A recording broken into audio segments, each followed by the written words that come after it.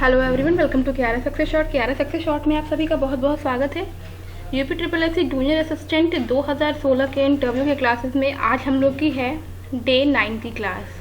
ठीक है, डे 9 की क्लास में देखो सारी चीज़ें कवर कर रहे हैं धीरे धीरे। तो मैंने आपको एक चीज़ और इसमें बताया है कि जो भी हमारी डिग्रीज़ हैं या क्वालिफ़िकेशंस हैं उस पर आपको सब कुछ तैयार करना है। तो आपको पता होगा कि इस एग्ज़ाम में आप लोगों ने ट्रिपल सी भी करा होगा।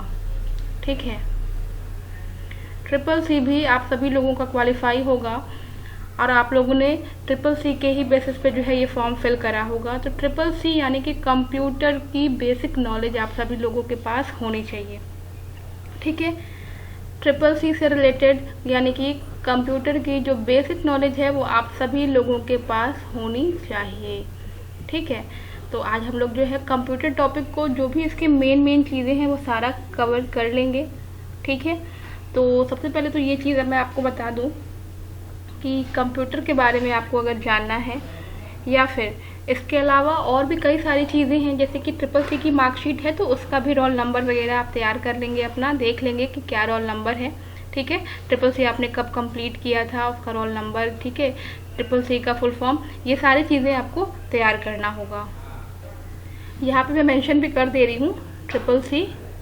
ठीक है, ट्रिपल सी का जो फुल फॉर्म होता है वो होता है आपका कोर्स ऑन कंप्यूटर कॉन्सेप्ट्स। ठीक है, तो ये ऐसा नहीं है कि जो कंप्यूटर वाले बच्चे हैं उनके लिए ही है, सभी लोगों के लिए है, बिकॉज ट्रिपल सी जो है सबने किया होगा। अब हम लोग बात कर लेते हैं कंप्यूटर। ठीक है, इसका फुल फॉर्म होता है C for commonly operated machine, particularly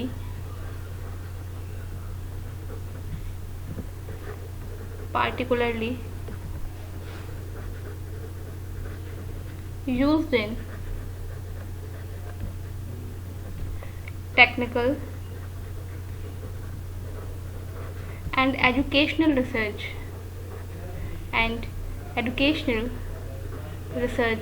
मैं बता दूं बहुत से बच्चे पीडीएफ की डिमांड कर रहे हैं, तो देखिए मैं सारे नोट्स यहाँ पे खुद ही लिखवा रही हूँ। तो पीडीएफ का तो कोई बात ही नहीं बन रहा है यहाँ पे, बिकॉज अब टाइम भी नहीं है कि सारी नोट्स वापस से प्रिपेयर की जाए। और आप लोग कह रहे हैं कि पीडीएफ से पढ़ने में कम टाइम लगता है, तो मैं ये बता दूँ कि ऐसा नहीं है। ठीक है, जो चीज़ें यहाँ पर आपको एक साथ करा दी जा रही हैं और आप इसको पढ़ते चलोगे तो आपके सारी चीज़ें जो हैं वो जो है खुद से ही तैयार हो जाएंगी। आप लोग बस एक बार वीडियो देख लोगे तो आपकी ये सारी चीज़ें खुद ही तैयार हो जाएंगी। ठीक है, आपको फिर दोबारा पढ़ने की ज़रूरत भी नहीं पड़ेगी अगर आप लोग जो है इस तरह से साथ साथ जो है पढ़ते हुए चलेंगे। तो अब आती है बात कंप्यूटर। तो अब आपसे देखो एक क्वेश्चन, देखो ये हो गया ट्रिपल सी का फुल फॉर्म, दूसरा हो गया कंप्यूटर का फुल फॉर्म, और तीसरा हो गया आपका कंप्यूटर को हिंदी में क्या कहते हैं। ठीक है, बहुत इंपॉर्टेंट क्वेश्चन है, बहुत सारे बच्चे नहीं बता पाते हैं। कंप्यूटर को, ये ई है, कंप्यूटर को हिंदी में क्या कहते हैं। तो कंप्यूटर को हिंदी में कहते हैं संगणक। ठीक है, कंप्यूटर को हिंदी में कहते हैं संगणक। चलिए अब देखिए, ये चीज़ें पता होने के बाद से मैं आपको बता दूं कि आपको पता होना चाहिए कि कंप्यूटर बेसिकली होता क्या है। ठीक है, तो सबसे पहले तो ये जान लेना कि कंप्यूटर क्या है। एक इलेक्ट्रॉनिक मशीन है। ठीक है, कंप्यूटर क्या है, एक इलेक्ट्रॉनिक मशीन है। डेफिनेशन में आप सिर्फ इतना बताएं कि कंप्यूटर एक इलेक्ट्रॉनिक मशीन है। ठीक है, इसे जो है विभिन्न प्रकार की तर्कपूर्ण गणनाओं के लिए प्रयोग किया जाता है। ठीक है, इसका यूज़ क्या है, इसका जो प्रयोग किस लिए किया जाता है, तर्कपूर्ण गणनाओं के लिए इसका प्रयोग किया जाता है। ठीक है, सिंपल आंसर। आपको पूरा वहाँ पे कंप्यूटर का एकदम बढ़िया से उसको ब्रीफ उसको जो है एक्सप्लेन नहीं करना है। सिंपली आपसे पूछा जाए कि व्हाट इज़ कंप्यूटर या कंप्यूटर किसे कहते हैं, तो कंप्यूटर एक इलेक्ट्रॉनिक मशीन है जिसका उपयोग जो है अनेक प्रकार की तर्कपूर्ण गणनाओं के लिए किया जाता है। ठीक है, तो इतना आप बता देंगे तो भी ये आपके लिए जो है सफिशियंट होगा। अब बात कर लेते हैं, चलिए आगे। आज समझ गए होंगे कि हम लोग कंप्यूटर की क्लास कर रहे हैं। अब इसके बाद आता है कंप्यूटर के घटक। ठीक है, जल्दी जल्दी हम लोग करेंगे कंप्यूटर के यानी कि संगणक के घटक कौन कौन से हैं। तो पहला घटक देखिए यहाँ पे इसका है हार्डवेयर। ठीक है, दूसरा है सॉफ्टवेयर, और जो तीसरा है वो है आपका डेटा। ठीक है, तो ये कंप्यूटर के घटक हैं। चलिए इसके बाद से हम लोग आगे बढ़ते हैं। नेक्स्ट हमारा है कि हार्डवेयर। हार्डवेयर होता क्या है? तो देखो, कंप्यूटर में जब हार्डवेयर है जिसे हम छूकर महसूस कर सकते हैं, ठीक है, छूने पर महसूस हो, क्या हो, छूने पर महसूस हो, जैसे हम छू रहे हो तो हमें मालूम चल रहा हो कि हाँ कोई चीज़ रखी हुई है। ठीक है, फॉर एग्जांपल जैसे कि आप यहाँ पे देख लो, कीबोर्ड हुआ आपका, ठीक है ना, कीबोर्ड आप छूते हो तो मालूम चलता है ना कि कीबोर्ड है, ठीक है, जिसे आप टच कर सकते हो। ठीक है, माउस है, बहुत सारी चीज़ें हैं। ठीक है, मॉनिटर है, ठीक है, तो बहुत सारी चीज़ें हैं, जैसे सीपीयू है, मदरबोर्ड है, प्रिंटर है, तो बहुत सारे हैं, मैं सारा लिख नहीं रही हूँ। ठीक है, और भी बहुत सारे हैं, तो ये सारी चीज़ें जो हैं आप ध्यान रखेंगे, जिससे आप बेसिकली ये जाने जिसे आप छू सकते हैं वो क्या होता है, हार्डवेयर होता है। अब आती है आपके सॉफ्टवेयर की। ठीक है, तो आप एक नॉर्मल शब्दों में ये भी कह सकते हैं जिसे हम छू नहीं सकते हैं। ठीक है, या फिर जो हमें छूने पर महसूस ना हो। ठीक है, जिसे हम छू नहीं सकते हैं, या फिर आप कह सकते हैं कि जो छूने पर महसूस ना हो। ठीक है, जिसे हम छू नहीं सकते, ठीक है, जिसे हम छू नहीं सकते हैं, वो आपका होता है सॉफ्टवेयर। अब सॉफ्टवेयर के लिए अगर हम बात करें तो ये देखो, प्रोग्रामों का या अनुदेशों का एक समूह होता है। ठीक है, कि जो ये बताता है कंप्यूटर को कि उसे किस तरह से क्या कार्य करना है, वही सॉफ्टवेयर कहलाता है। ठीक है, ये क्या होता है, प्रोग्रामों का एक समूह होता है जो कंप्यूटर को ये बतलाता है कि उसे क्या करना है और कैसे करना है। इसका एग्जांपल मैं बता दूं आपको। इसका जो एग्जांपल है, जैसे कि आपका इसमें बहुत सारे एग्जांपल्स होंगे, जो भी एप्लीकेशंस होते हैं जिन्हें हम देख नहीं सकते हैं। ठीक है, तो एग्जांपल में इसके जो बहुत सारे कंप्यूटर के एप्लीकेशंस होते हैं जिसे हम देख नहीं सकते। ठीक है, ये क्या होते हैं, सॉफ्टवेयर होते हैं। क्यों? क्योंकि ये इंस्टॉल होते हैं उसके अंदर, तो कई सारे कंप्यूटर के जो एप्लीकेशंस होते हैं वो सभी सॉफ्टवेयर होते हैं। ठीक है, अब आती है बात डेटा की। तो डेटा क्या होता है, तो डेटा जो है क्या होता है, ये तथ्यों का और सूचनाओं का संकलन होता है। क्या होता है, तथ्यों का और सूचनाओं का, ठीक है, संकलन है। ठीक है, तथ्यों तथा सूचनाओं का संकलन है ये। ठीक है, बस ये होता है डेटा। अब देखो, डेटा कई तरह से होता है। ठीक है, संख्यात्मक भी होता है ये आपका, चिन्हात्मक भी होता है। ठीक है, तो कई तरह के डेटा होते हैं। कैसे कैसे होते हैं, संख्यात्मक होते हैं और चिन्हात्मक होते हैं। ठीक है, तो जैसे मैंने आपको बता दिया है, तो डेटा जो है दो प्रकार के होते हैं, एक संख्यात्मक होता है और एक चिन्हात्मक होता है। तो संख्यात्मक में जो संख्याएं होती हैं, संख्याएं भी आपको पता है कहाँ से कहाँ तक की होती हैं, 0 से 9 तक की। ठीक है, और फिर एक होता है चिन्हात्मक। तो चिन्हात्मक में क्या होता है, विभिन्न प्रकार के चिन्ह को प्रयोग किया जाता है, अक्षरों का प्रयोग किया जाता है। ठीक है, तो वो होती हैं चिन्हात्मक। चलिए नेक्स्ट हम लोग आगे बढ़ते हैं। इसके बाद से आपको देखना है कंप्यूटर की विशेषताएं, यानी प्रॉपर्टीज ऑफ कंप्यूटर। ठीक है, प्रॉपर्टीज ऑफ कंप्यूटर, जो चीज़ें पूछी जा सकती हैं सिर्फ उतना ही बताया जा रहा है, बाकी है तो ये बहुत ज़्यादा ब्रॉड। ठीक है, या फिर जो पिछले इंटरव्यूज़ में पूछी गई हैं सिर्फ उतना ही बताया जा रहा है, ज़्यादा नहीं बताया जाएगा। कंप्यूटर की क्या क्या प्रॉपर्टी होती है, सबसे पहले तो देखिए इसकी जो स्पीड होती है, यानी कि गति। ठीक है, गति यानी स्पीड बहुत ज़्यादा जो होती है इसकी अच्छी होती है। इसके बाद से आपका होता है कि स्वचालित होती है, ऑटोमेटिक होती है। ठीक है, स्वचालित, ठीक है, ऑटोमेटिक, ऑटोमेटिक। नंबर 3 इस पे हम लोग बात कर लेते हैं, ये क्या होती है, त्रुटि रहित कार्य करती है। ठीक है ना, त्रुटि रहित कार्य करती है, यानी कि एक्यूरेसी जो है इसकी काफ़ी अच्छी होती है। ठीक है, ये भी आप बता सकते हैं, एक्यूरेसी। ठीक है, नंबर 4 पे अगर हम बात कर लेते हैं, इसमें गोपनीयता। ठीक है, सीक्रेसी के लिए, गोपनीयता यानी कि सीक्रेसी। ठीक है, सीक्रेसी के लिए। ठीक है, तो ये सारी चीज़ें आप याद रखेंगे। और भी बहुत सारे होते हैं, जैसे कि विशाल भंडारण क्षमता होता है। ठीक है, तो वो भी चीज़ अगर आप चाहिए तो मेंशन कर लीजिए यहाँ पे, जैसे कि विशाल भंडारण क्षमता। आपसे कुछ ही पूछा जाएगा तो आप कुछ वहाँ पे जो है मेंशन कर लेंगे।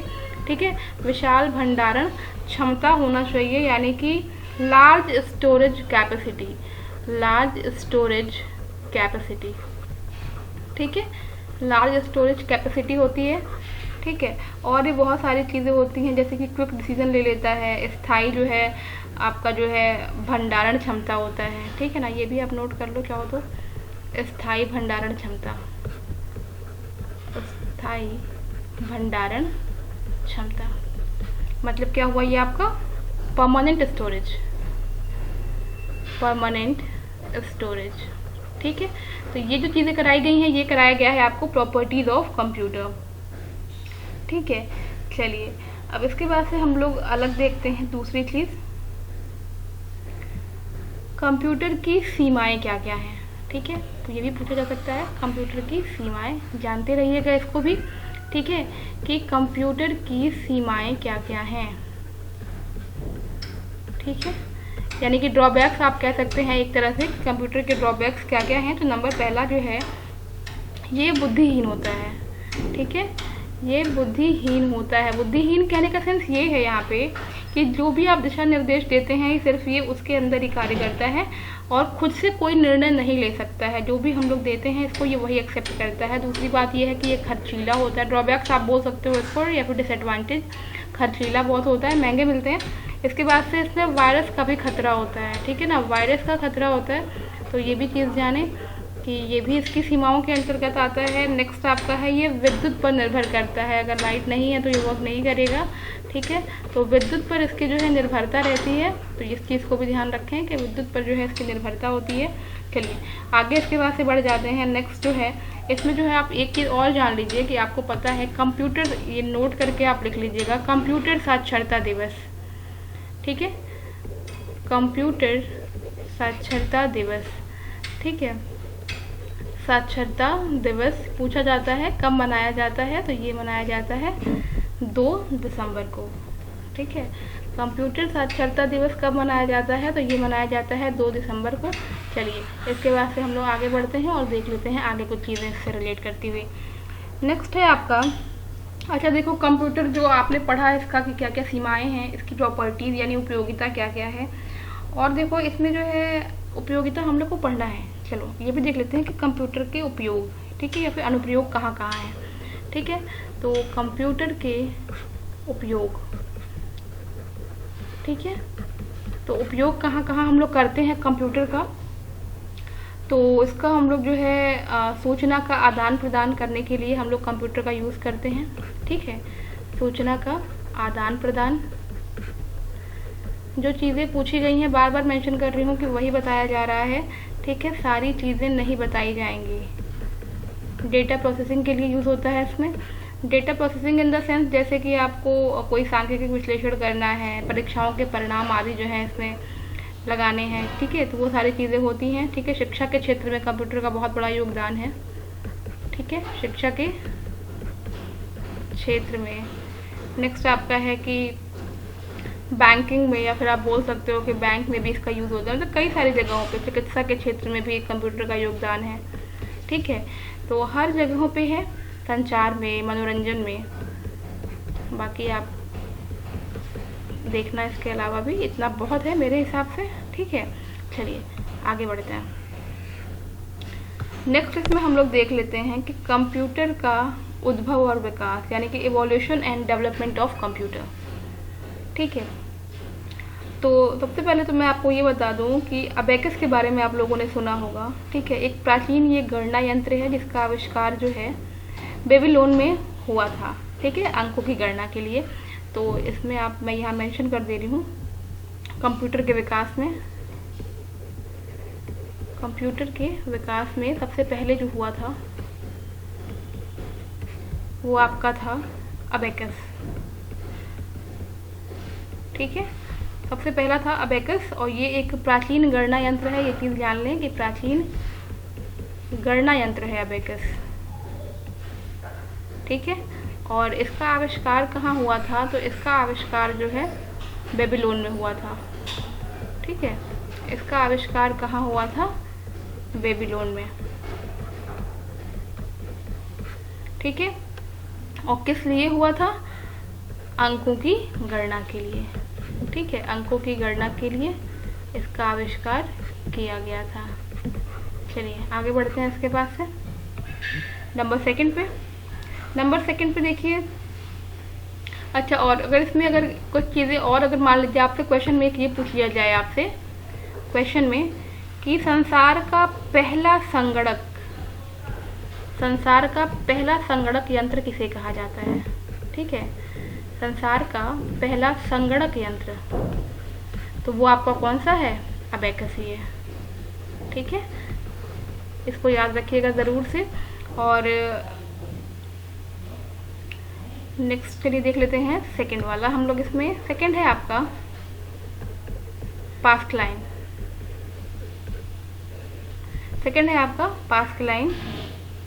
ठीक है, इसका आविष्कार किसने किया था? तो फ्रांस के गणितज्ञ ब्लेज पास्कल ने। ठीक है, इसका आविष्कार किसने किया था? फ्रांस के गणितज्ञ ब्लेज पास्कल ने 1642 में। ये जो आपका है ना, ये है प्रथम यांत्रिक गणना मशीन। प्रथम यांत्रिक गणना मशीन का आविष्कार किया। ठीक है, का आविष्कार किया। तो ये चीज़ आप ध्यान रखिएगा, इसमें पास्कलाइन के लिए जो है ये इम्पोर्टेंट है। ठीक है, और ये जो है सिर्फ किसके लिए है? जोड़ और घटाने के लिए। ठीक है, ये सिर्फ जोड़ और घटाने के लिए है, तो ये चीज़ ध्यान रखिएगा। चलिए आगे बढ़ते हैं नेक्स्ट के लिए। नेक्स्ट पे है आपका, देखो बहुत सारी चीज़ें हैं इसमें जो है। आपको नोट में मैं एक चीज़ और करवा दूं यहाँ पे। आधुनिक कंप्यूटर विज्ञान का जनक किसे कहा जाता है? आधुनिक कंप्यूटर का जनक किसे कहा जाता है? तो ये किसे कहा जाता है? चार्ल्स बैबेज को। चार्ल्स बैबेज को कहा जाता है, ध्यान रखिएगा। ठीक है, इसीलिए नोट करके लिखवाया है ताकि आपको पता रहे। ठीक है, चलिए नेक्स्ट देखिए, कुछ फुल फॉर्म भी हैं जैसे इनवैक एडवैक है, इसके बारे में भी, लेकिन दरअसल देखिए ज़्यादातर पूछा नहीं जाता है, बेसिक चीज़ें ही पूछी जाती हैं, तो ऐसा कुछ नहीं है। अब आती है बात कंप्यूटर के विकास की। तो देखो विकास की बात किया जाए तो वर्गीकरण इसका किस तरह से हुआ है ये भी जानना बहुत ज़रूरी है। 3 प्रकार से जो है इसका वर्गीकरण हुआ है, और वो 3 तरह से कैसे हैं तो चलिए देख लेते हैं कंप्यूटर का वर्गीकरण। इसमें से क्वेश्चन पूछे जाते हैं कंप्यूटर का वर्गीकरण। पहला देखिए, ये है ना आपका, ये हार्डवेयर के उपयोग के आधार पर है। ठीक है, हार्डवेयर के उपयोग के आधार पर। ठीक है, ज़रूरी है जानना, इसको जान लेंगे। हार्डवेयर के उपयोग के आधार पर है, और इस तरह से जो है इसे 5 भागों में विभाजित किया गया है। देखिए पहला है आपका पहली पीढ़ी। ठीक है, दूसरा है आपका दूसरी पीढ़ी, तीसरा है आपका तीसरी पीढ़ी, फिर आपका है चौथी पीढ़ी, और फिर आपका है 5वीं पीढ़ी। ठीक है, ये हार्डवेयर के उपयोग के आधार पर जो है इनका वर्गीकरण किया गया है। ठीक है, अब देखो इसमें जो जानने वाली बात यही है, सिर्फ ज़्यादा नहीं जानना है।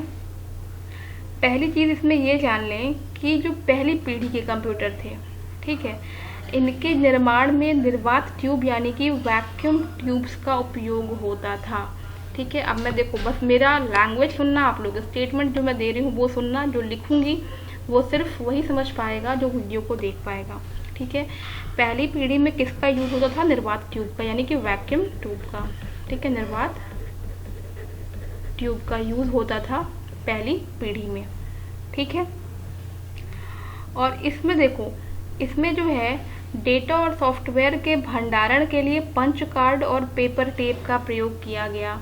ठीक है, भंडारण के लिए किसका प्रयोग किया गया? पंच कार्ड का और पेपर ट्यूब का। ठीक है, भंडारण के लिए किसका यूज़ किया गया? पंच कार्ड का और पेपर ट्यूब का। ठीक है, और इसके बाद से अगर हम बात करें कि इसका उपयोग हम लोग क्यों करते थे, जो पहली पीढ़ी के जो कंप्यूटर्स होते थे इनका जो है हम लोग यूज़ करते थे सैन्य कार्यों में या फिर वैज्ञानिक अनुसंधान में। ठीक है, उदाहरण के लिए जैसे ENIAC है, UNIVAC है, IBM है। ठीक है, तो उदाहरण भी मैं आपको जो है ब्लू पेन से दिखेगा वो इसका एग्जाम्पल होगा। मैं यहाँ मेंशन कर रही हूँ इसे ENIAC, ठीक है, UNIVAC, ये एग्जाम्पल है। अब हम लोग बात कर लेते हैं दूसरी पीढ़ी के कंप्यूटर के लिए। तो दूसरी पीढ़ी में क्या था, यहाँ पे जो है निर्वात ट्यूब की जगह सेमीकंडक्टर ट्रांजिस्टर का प्रयोग किया गया। ठीक है, सेमीकंडक्टर ट्रांजिस्टर, देखो याद हो जाएगा, बस आपको इस तरह से लिखवाया जा रहा है कि सारी चीज़ें आपको याद हो जाएं। ठीक है, और यहाँ पे जो है देखिए, यहाँ पर जो है मेमोरी के रूप में या फिर भंडारण के लिए किसका यूज़ किया गया था, मैग्नेटिक टेप। ठीक है, या फिर मैग्नेटिक डिस्क। तो मैग्नेटिक टेप ही आप याद रखिए, बहुत है। मैग्नेटिक टेप का यूज़ हुआ था द्वितीय पीढ़ी में, यानी कि दूसरी पीढ़ी में। ठीक है, इसका उपयोग व्यवसाय के क्षेत्र में, और अगर हम बात करें तो इसमें जो है किस तरह से जो है उच्च स्तरीय भाषा का विकास के लिए फोर्ट्रॉन, एग्जाम्पल में फोर्ट्रॉन और कोबोल आप ले सकते हैं। ठीक है, इसके एग्जाम्पल में आप ले सकते हैं फोर्ट्रॉन। ठीक है, ये ओ नहीं है, ये ए कर लेना, एंड ये आपका कोबोल। नेक्स्ट हमारा है नंबर 3, बहुत इंपॉर्टेंट है, तीसरी पीढ़ी। ठीक है, ट्रांजिस्टर की जगह यहाँ पे इंटीग्रेटेड सर्किट चिप का प्रयोग हुआ। ठीक है, इंटीग्रेटेड सर्किट चिप का यहाँ पे यूज़ हुआ था। ठीक है, और इसमें देखिए जो है ये भी जो आपका है व्यवसायिक रूप के लिए जो है, यानी कि व्यवसाय या फिर आप कह सकते हैं कि जो तीसरी पीढ़ी के कंप्यूटर थे इनका यूज़ जो है वो व्यक्तिगत कार्यों के लिए भी किया जाता था। ठीक है, और यहाँ पे जो है अगर बात करें हम लोग तो उच्च स्तरीय भाषा के लिए जो है पास्कल और बेसिक का विकास हुआ था, इतना जाने। ठीक है, मेन चीज़ इसकी यही है कि इसमें जो है ट्रांजिस्टर की जगह इंटीग्रेटेड सर्किट चिप का यूज़ हुआ था।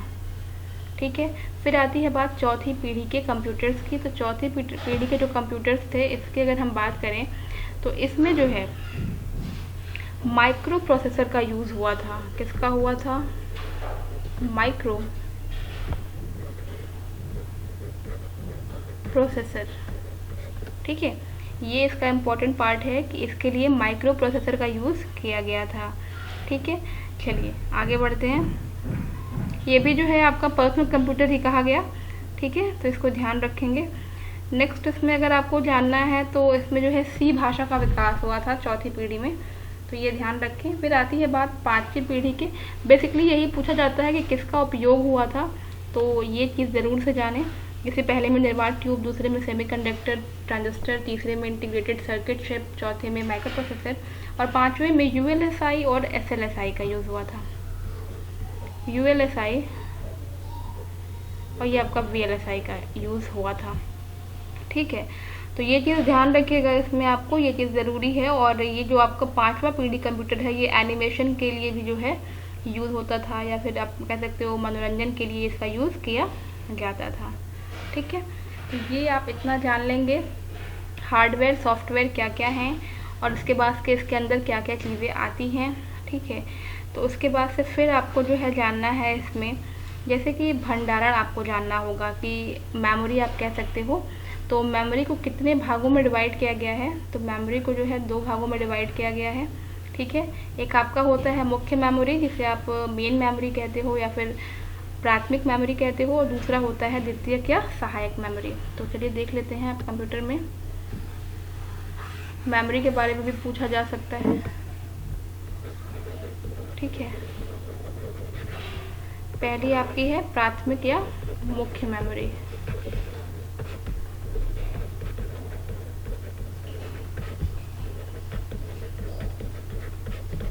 ठीक है, इसे या फिर आप बोल सकते हो प्राइमरी या फिर मेन मेमोरी। ठीक है, 2 तरह के होते हैं, बस इतना जानो कि जो मुख्य मेमोरी होती है ये अस्थाई मेमोरी होती है। ठीक है, यानी कि अगर कंप्यूटर को हम ऑफ कर देने पे सूचनाएं समाप्त हो जाती हैं। तो बस यही चीज़ याद रखनी है, ये एक अस्थाई मेमोरी है। अस्थाई मेमोरी है यानी कि अगर कंप्यूटर ऑफ हो जाएगा हमारा तो सारी जो जितने भी डेटा हैं वो सभी सूचनाएं समाप्त हो जाएंगी।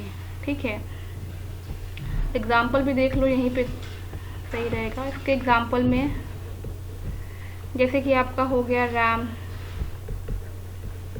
रोम, ठीक है, रजिस्टर,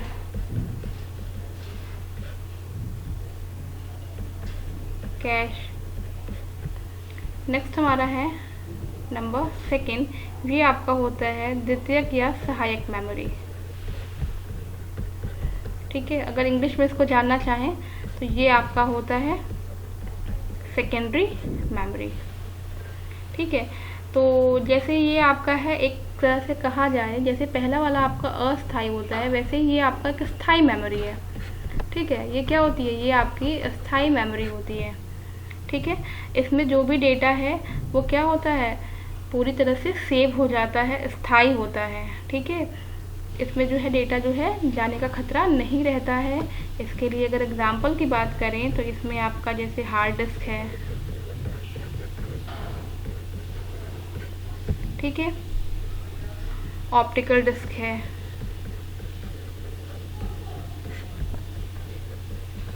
सेकेंडरी मेमोरी के रूप में आप जो भी चीज़ यूज़ करेंगे वो सभी जो है आपके सहायक मेमोरी कहे जाते हैं।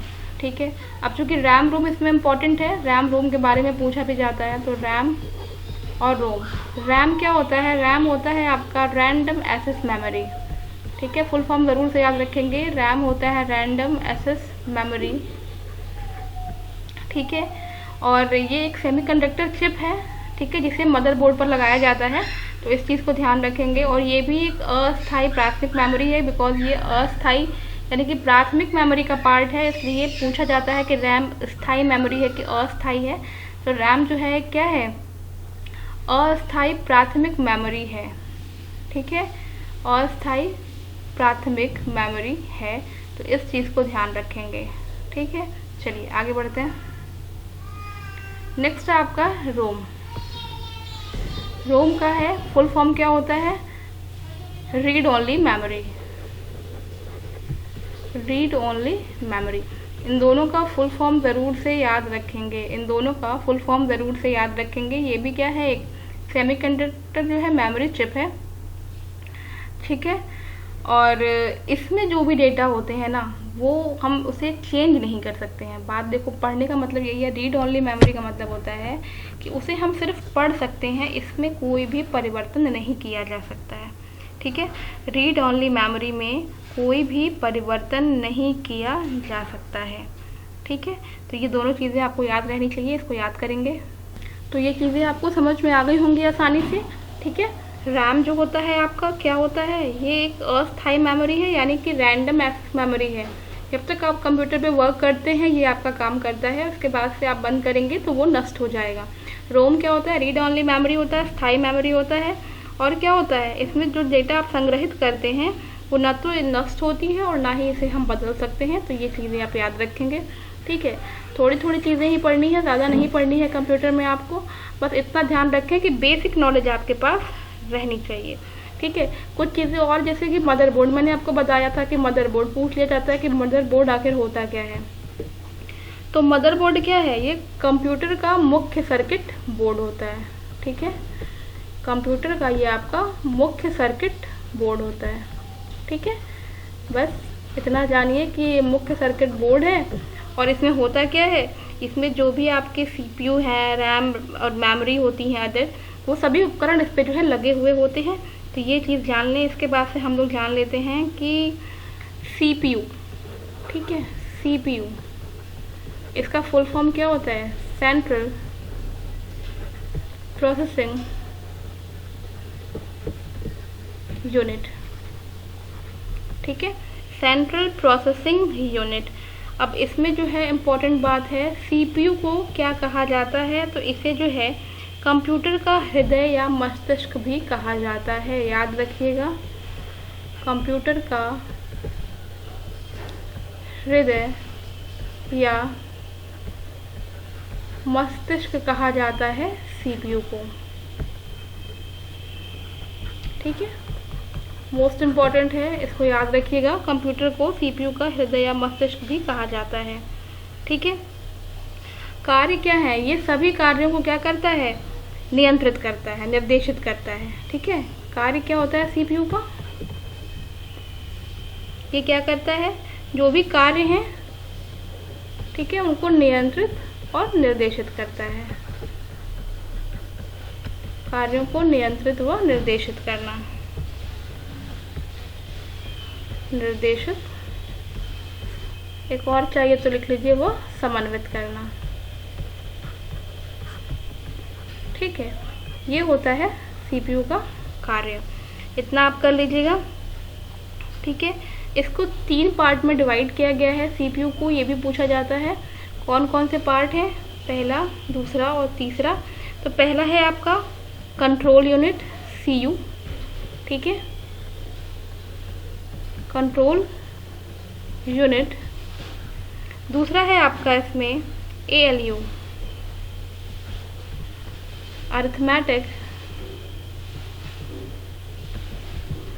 Logic unit. और तीसरा है आपका इसमें मेमोरी। ठीक है, तो ये 3 भागों में डिवाइड होता है। इसको आप ध्यान रखेंगे कि ये 3 पार्ट में डिवाइड हो जाता है, ये चीज़ आप ध्यान रखेंगे। चलिए आगे बढ़ लेते हैं। इसके बाद से जो चीज़ें पूछी जा सकती हैं उसमें से आपका है इनपुट एंड आउटपुट डिवाइसेस। ठीक है, इनपुट एंड आउटपुट डिवाइसेस है, ये भी जो है इससे भी क्वेश्चंस पूछे जाते हैं, तो इसको भी आप जो है ध्यान रखेंगे। इनपुट एंड आउटपुट डिवाइसेस बहुत सारे होते हैं।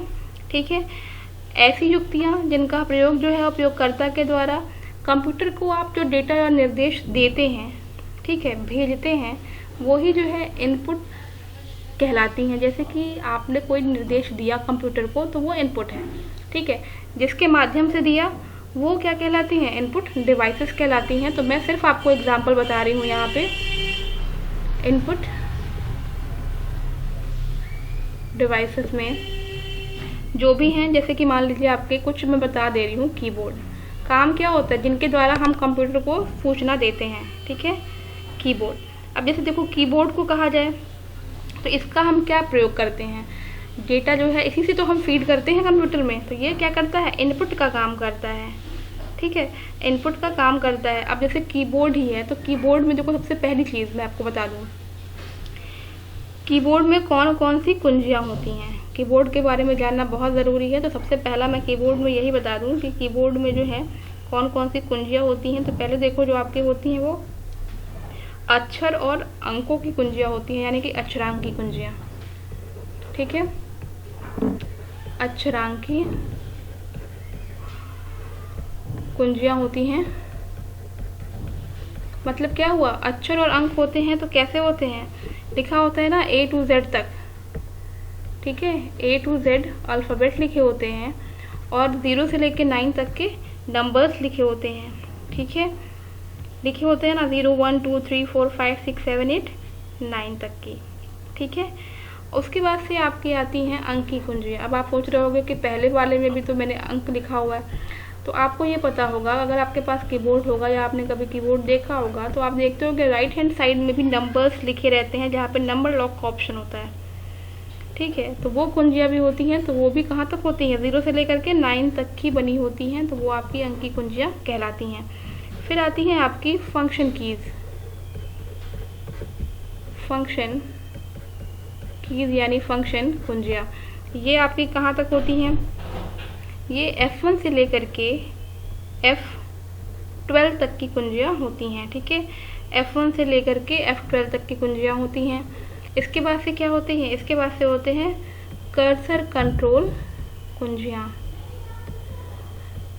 कर्सर कंट्रोल कुंजियाँ जो कि कर्सर को कंट्रोल करती हैं।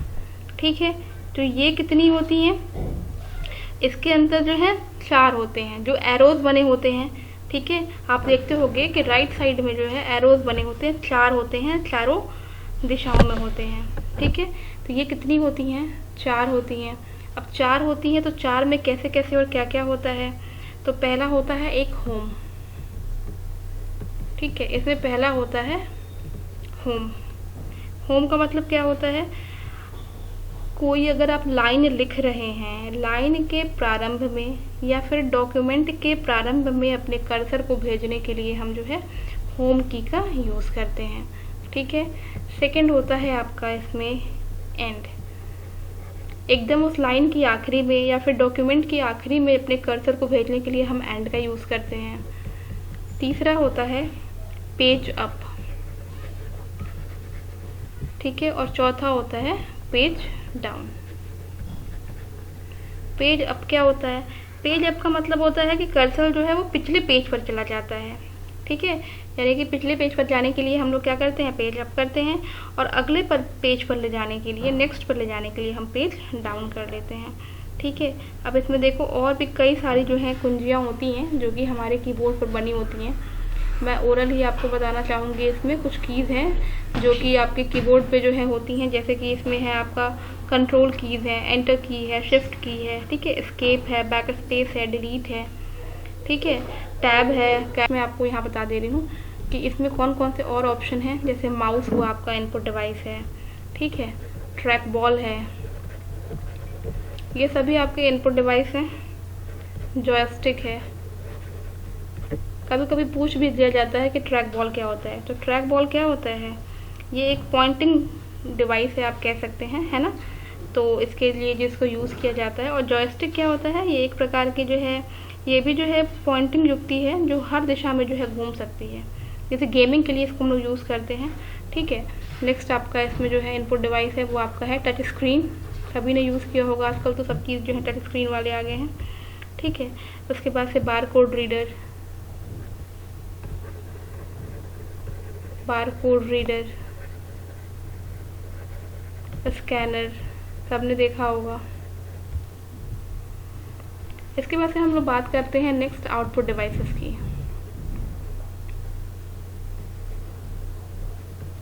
आउटपुट डिवाइसेस, ठीक है, तो आउटपुट डिवाइसेस मतलब क्या होता है, जिसका हम प्रयोग करते हैं कंप्यूटर पे जो परिणाम है प्राप्त करने के लिए या फिर देखने के लिए, ठीक है।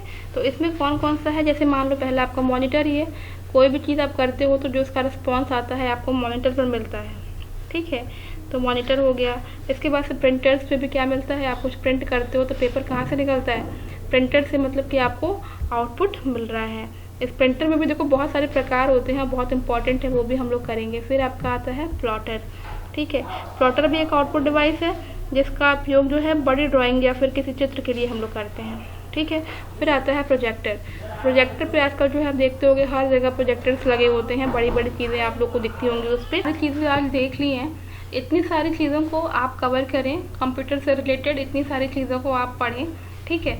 तो ये सारी चीज़ें जो हैं आप आज कवर कर लें। इसके बाद से जो इसका पार्ट 2 बनाया जाएगा, कोशिश किया जाएगा कि पार्ट 2 में इसको ख़त्म कर दिया जाए। अगर इन केस नहीं हो पाता है तो एक वीडियो और इसका आएगा, तो ये आपका 2 से 3 पार्ट में ये ख़त्म हो जाएगा, ठीक है। बस बेसिक चीज़ें ही करा रही हूँ, बहुत डीप में नहीं करा रही हूँ। अगर आपको खुद से डीप में पढ़ना है तो वो खुद से आप कर लें। यहाँ पे वही चीज़ें कराई जा रही हैं जो बेसिकली आपसे पूछी जा सकती हैं, यानी कि हर चीज़ें जो बेसिक फॉर्म में हैं जो पूछी जा सकती हैं। आई होप गाइस कि वीडियो पसंद आया होगा। वीडियो पसंद आए तो वीडियो को लाइक ज़रूर कर दिया करो, कमेंट करके बता दिया करो कि हाँ सही जा रहा है या फिर सही चल रहा है, आपको समझ में आ रहा है। तो चलिए मिलते हैं अपने नेक्स्ट वीडियो में। Till then take care and bye bye.